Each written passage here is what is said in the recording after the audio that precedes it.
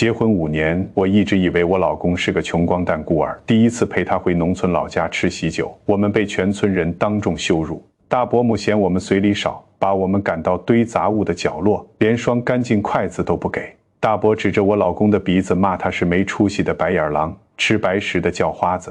可就在全村人都在看我们笑话，逼着我们滚蛋的时候，村口的天空突然暗了，巨大的轰鸣声震耳欲聋，整整5架直升机盘旋着降落在了村头的麦田里。舱门打开，一个气场惊人的大人物在一群黑衣保镖的簇拥下走出来。他无视了全村人惊恐的目光，径直走到我那穷光蛋老公面前，红着眼眶叫了一声儿子。那一刻，刚才还在骂我们的亲戚全吓得跪在了地上。